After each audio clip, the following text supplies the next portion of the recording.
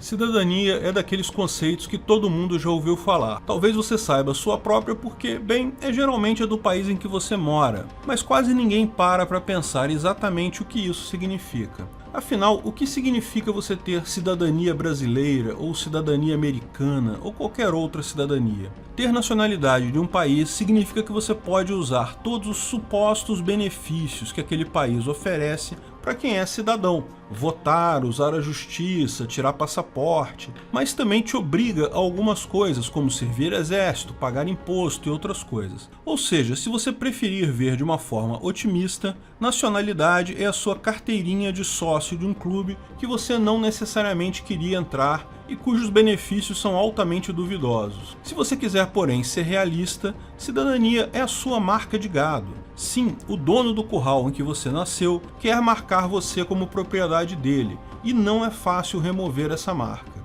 O que muita gente não sabe é que sim, é possível você renunciar à sua cidadania. Então, se eu renunciar à minha cidadania, eu estarei no Capistrão? Não vou ser mais gado de estado nenhum?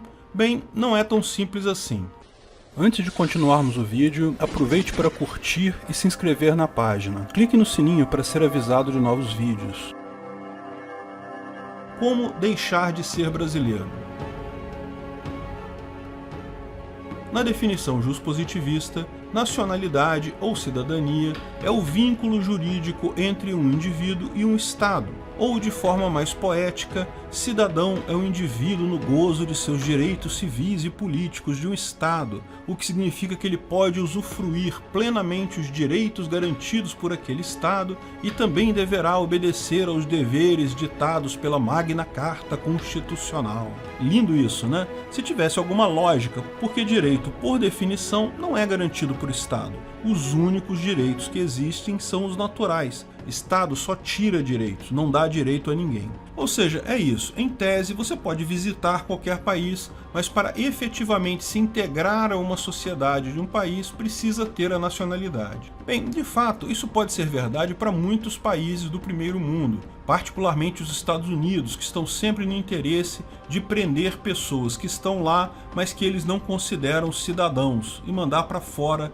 daquelas linhas imaginárias que eles chamam de fronteiras. Mas o fato é que nem todo país desperta tanto interesse assim. Cidadania nos Estados Unidos significa uma coisa totalmente diferente de cidadania no Brasil, por exemplo, pelo simples motivo que não tem tanta gente assim querendo morar aqui no Brasil. Ao contrário, a cidadania brasileira e da maior parte dos outros países, na verdade, não quer dizer muita coisa. No final das contas, a menos que você queira interagir com o Estado mais diretamente, sendo funcionário público aqui no Brasil, político ou coisa do gênero, a única coisa de fato que serve à sua cidadania brasileira é o passaporte. Se você não estiver morando no Brasil e não tiver imóveis no Brasil, você não precisa pagar imposto aqui. Basta declarar a sua saída do Brasil para a Receita. Por outro lado, se você morar no Brasil e trabalhar no Brasil, mesmo não sendo um cidadão brasileiro, vai ter que pagar o imposto de renda e uma série de outros impostos. Se você tiver imóveis no Brasil, tem que pagar imposto também.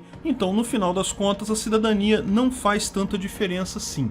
Isso é assim para a maior parte dos países. De fato, cada país entende essa coisa de nacionalidade e cidadania de uma forma diferente. Por exemplo, como você vira cidadão de um país? Basicamente tem dois sistemas principais. Alguns países adotam a cidadania jus solis. Se você nasceu naquele curral, quer dizer, naquele país, você vai ser marcado com aquela cidadania. Outras são dadas jus sanguinis. Você herda a cidadania dos seus pais. Se eles foram marcados com a marca da fazenda do seu Zé, você também vai ter essa marca. E eu já expliquei que o Estado brasileiro, no que se refere ao direito, é o sujeito mais indeciso do mundo. Controle de constitucionalidade no mundo inteiro, tem países que adotam difuso, como os Estados Unidos, outros adotam abstrato, como a Áustria. Na maravilhosa Constituição Cidadã do seu Ulisses, ninguém chegava a uma conclusão sobre qual usar, então adotaram as duas, lógico. Você pode achar que isso é um caso só, mas não. Tudo no direito brasileiro é assim. Não se sabe qual é a melhor alternativa, vamos adotar ambas. E lógico, isso acaba resultando em regras muito mais confusas e complicadas e com muito menos segurança jurídica. Não é à toa a merda em que estamos. É proposital. Os políticos idiotas brasileiros são os políticos mais idiotas do mundo.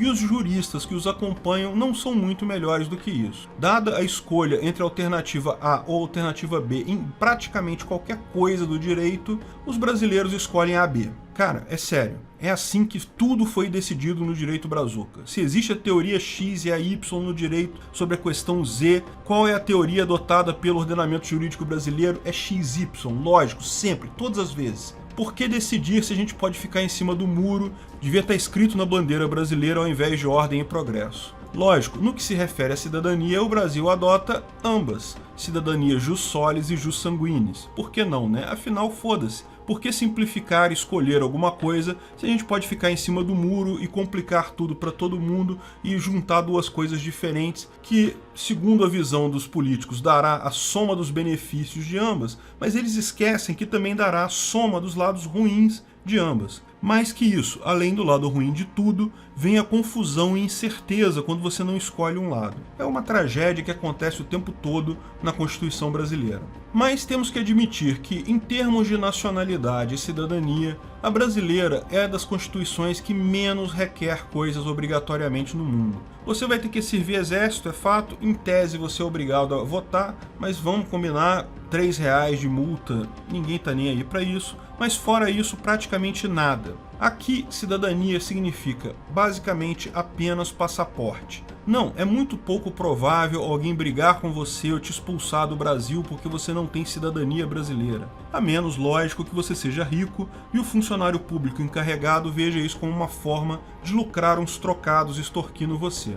Na verdade, nem no Brasil, nem em qualquer outro lugar da América Latina. A África também, e maior parte da Ásia. Cidadania na maior parte desses lugares periféricos, particularmente para nós libertários brasileiros, significa apenas passaporte. Só isso. Infelizmente, passaporte é uma coisa importante. Você precisa de um passaporte para viajar para outros lugares de avião. E a menos que você tenha um barco muito legal capaz de travessias oceânicas, vai ser muito difícil você viajar pelo mundo sem um passaporte. Como você pode imaginar, quem inventou esse troço de passaporte não tinha as melhores intenções não, mas isso é assunto para outro vídeo. Acredite, a nossa cidadania, a nossa nacionalidade não é das piores, tem outras muito mais complicadas. Algumas cidadanias como a russa e a holandesa são exclusivas. Se você é cidadão de um desses países, não pode ter dupla nacionalidade. Se um brasileiro resolve se mudar para a Holanda e adquirir a cidadania holandesa, ele tem que abrir mão da brasileira.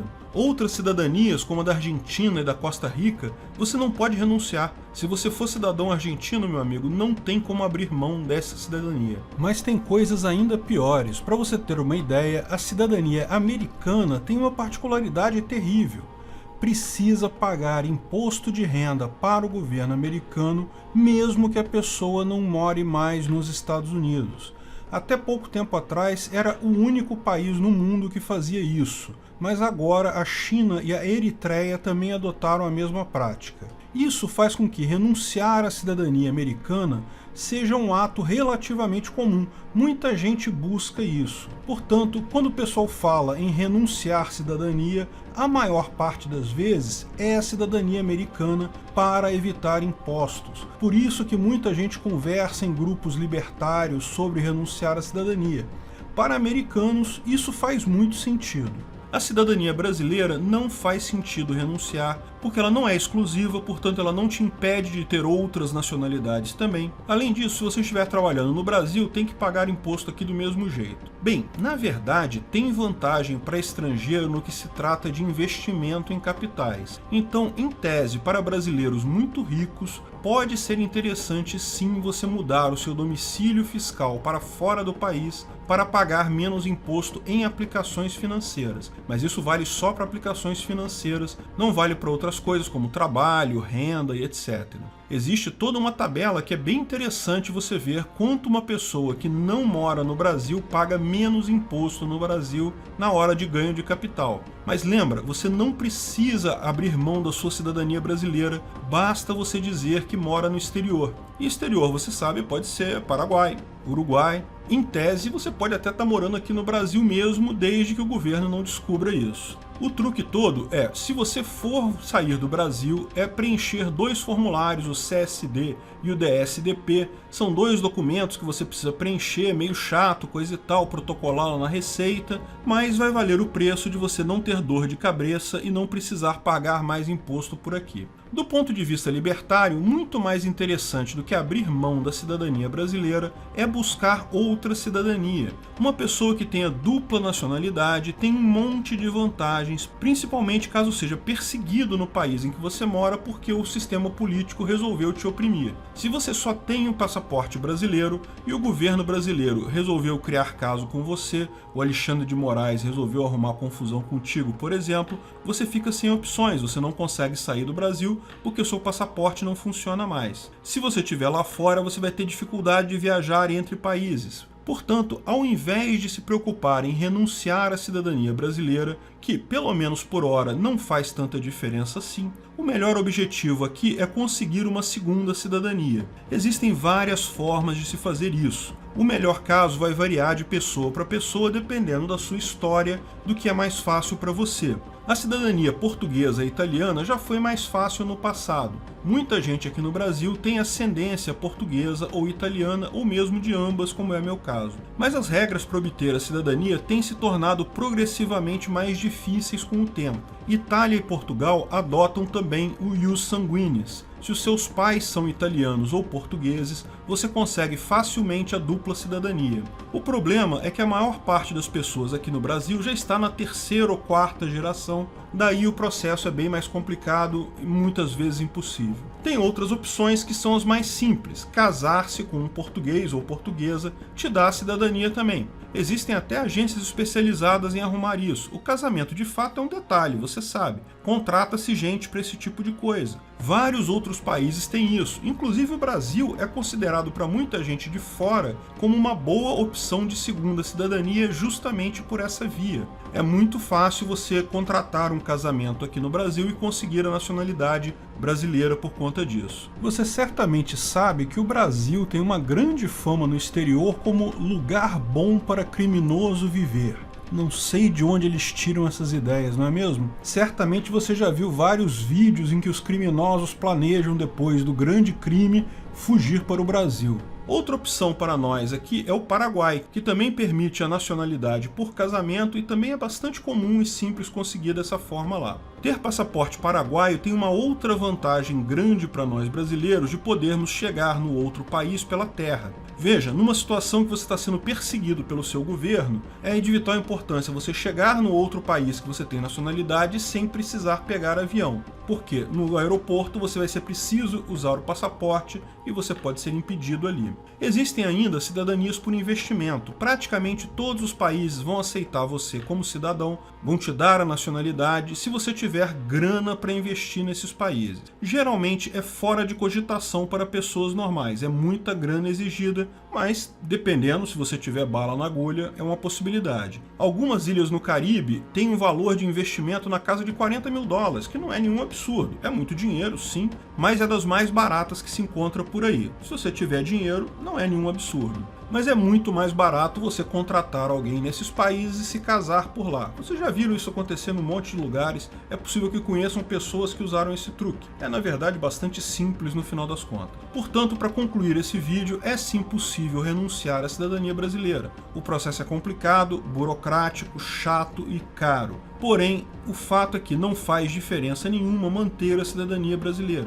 Ao contrário, o foco do libertário brasileiro deve ser obter outra cidadania. Sim, paradoxalmente, para nós que não gostamos de países, estar vinculado a mais de um deles acaba sendo melhor do que estar vinculado a um país só. Até porque existe um porém. Mesmo que você queira abrir mão da sua cidadania brasileira, precisa ter outra cidadania para fazer isso. Sim, o Brasil assinou um pacto XYZ das Nações Unidas para a prevenção de apátridas, de pessoas que não têm nenhuma nacionalidade. Portanto, por esse pacto, o Brasil não pode tirar a sua nacionalidade, nem que você solicite, a menos que você tenha outra. Portanto, mesmo que você queira se livrar da nacionalidade brasileira, você precisa, antes disso, conseguir outra. A dica é conseguir uma europeia. A maior parte dos países na Europa permitem que depois você abra mão dessa nacionalidade também e assim vire um apátrida se esse for o seu interesse. De qualquer forma, para a maior parte das pessoas, o foco é conseguir outra nacionalidade, preferencialmente daquelas que não têm outros deveres. A menos que você pretenda morar nos Estados Unidos, na Eritreia ou na China, não vale a pena buscar cidadania desses lugares, você teria que pagar imposto para ter essa cidadania. Rússia, Holanda, Argentina e mais algumas outras são mais restritivas que a nossa, não valem a pena também. Mas fora esses países, outra cidadania de qualquer país é uma boa. Para cada pessoa vai ter um país ideal para buscar uma segunda cidadania, o que for mais fácil para você. Vai depender da sua família, do seu status civil, de onde você mora, quais seus planos para o futuro. A internet é uma maravilha. Se você procurar, vai encontrar dica para nacionalidade de praticamente qualquer país no mundo. Faça uma boa pesquisa e seja feliz. E no final das contas, ter dupla nacionalidade também faz sentido do ponto de vista libertário também. Lembra, no anarcocapitalismo não há necessariamente a extinção do Estado. Há a extinção apenas do poder coercitivo do Estado. Você podendo escolher qual Estado quer fazer parte, escolhendo Estados em livre mercado de países, sem violência e coação, é algo perfeitamente libertário. Você provavelmente não escolheu a sua primeira cidadania, mas pode escolher a segunda.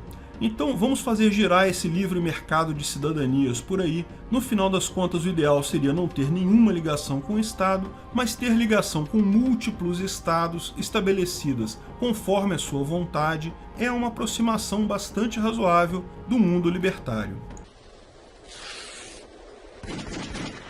Obrigado por assistir nosso vídeo. Comente abaixo se tiver dúvidas ou sugestões de novos temas.